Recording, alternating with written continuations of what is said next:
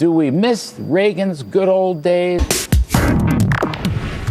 Does partisanship and gridlock mean all hope is lost in Washington? Well, it may seem that way, but a quick glance at history suggests otherwise.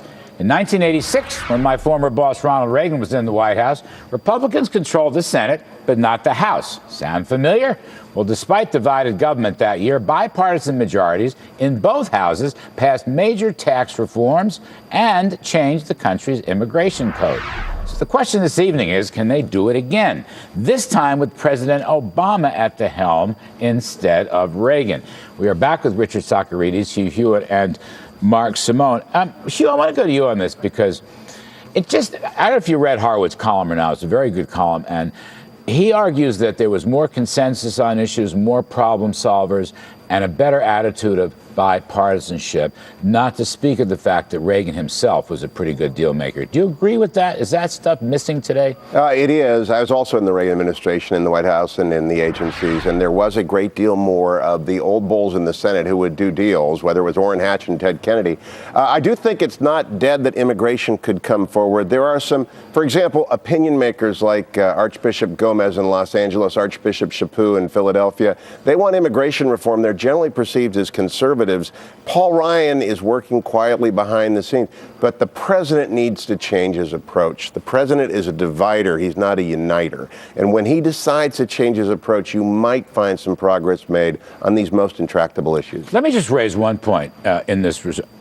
As Harwood points out, back in '86, the tax reform package, which I think was a tremendous pro-growth effort, was regarded universally as revenue neutral. Revenue neutral. Don't take breaks away from individuals and corporations and lower the marginal tax rates. I would argue work. Now, today, the president and Democrats insist that any tax reform be revenue positive. And they know that is a non-starter with the GOP.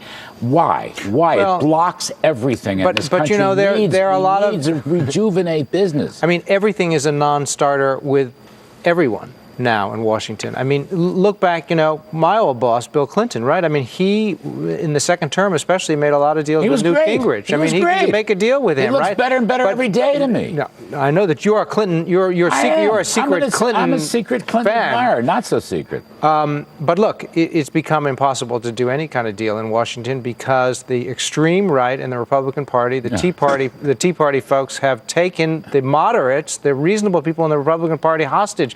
I mean, the Speaker would like to do a deal on immigration, but John Boehner is not going to get. I mean, look what happened to Marco Rubio when he tried to do something on immigration. I mean, he got crucified, right? I mean, so how are the Republicans? I mean, you could get Obama to do any number of deals on immigration. Immigration is a great example. I mean, he wants a deal on immigration. He wants to deliver a deal on immigration. Harwood tells a story in this column about Bill Bradley sitting down with Al Simpson, Senator Al Simpson of Wyoming, former Senator Bill Bradley of New Jersey, and he had a list of 22 questions.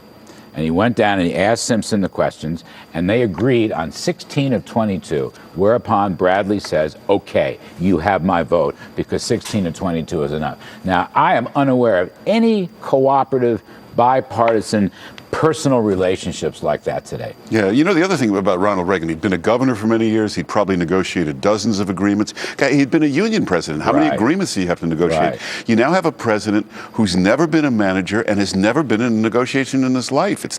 All he knows how to do is plug in the teleprompter and lash out against something. He's never negotiated anything. Listen, I mean, I just think that is not, on its face, a realistic position to take. I mean, Barack Obama may not be the best negotiator. He may not be the most cordial, friendly person to Republicans in the Congress, but the main stumbling block in Washington right now is not Barack Obama. Not Harry Reid. Not Harry Reid. Not the left-wing Democrat. No, it's not Harry Reid either, too. It's not even John Boehner. Democratic Party is different today. It is the extremes. It is the extremes on either side. Where are the Dan Rostenkowskis of the world? In other words, there was such a thing as a moderate Democrat who's willing to do business. Yeah. Where are they today? The Democratic Party is way to the left, it seems. Daily Kos attacked today the 15 Democratic senators who have signed on to a new Iran sanctions bill, which is absolutely necessary.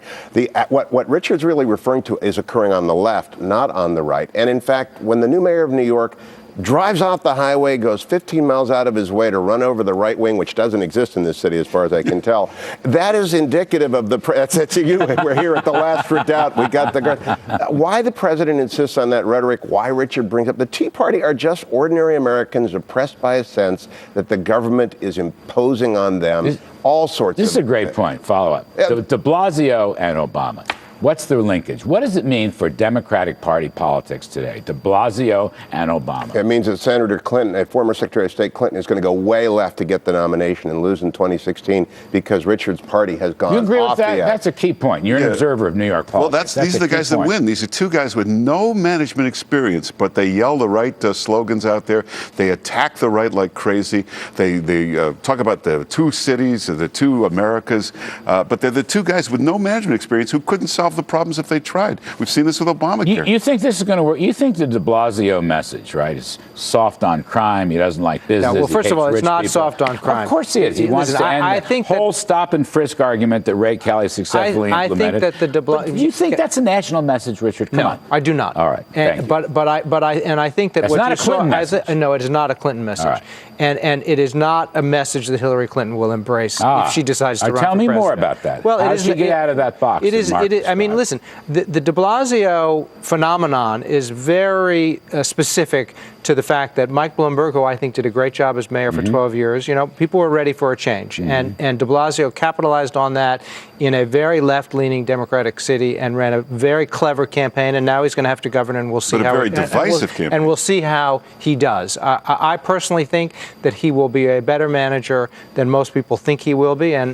But we'll see, right? But this is not a message that the Democratic Party or Hillary Clinton is going to embrace. Does Hillary Clinton go? It is a very un-Clinton message. Elizabeth Warren / de Blasio / Obama, or will she do what Richard is suggesting and be more like her husband? If she ever got to the White House, she'd be more like her husband. But the fact is, when you have 15 Democratic senators have to sign a bill to stop the president from appeasing Iran, the party has gone too far to the left. And Hillary is going to have to run to the left to forestall an Elizabeth Warren challenge or a challenge from any other number of lefties out there. It's gone over to the edge, and this is what happens. I think we're seeing a little, perhaps a Hillary Clinton endorsement right here. Oh, I think Hillary Clinton was in a much stronger position in 08. Younger, fresher, no baggage, and a rookie came out of nowhere and took the nomination from her. It's all compared to what? It's all compared to what? It sure is. And I have to tell you, I've been a New York resident for a long, long time.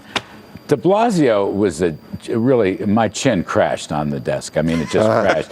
And the speeches of his supporters with this plantation stuff and class warfare. Well, it's only going to get better. It's only going to go up from here. And then de Blasio, it won't, because de Blasio came and defended them in the media. Not quite. Richard Socarides, very clever, folks, very clever, but severely challenged in his political analysis.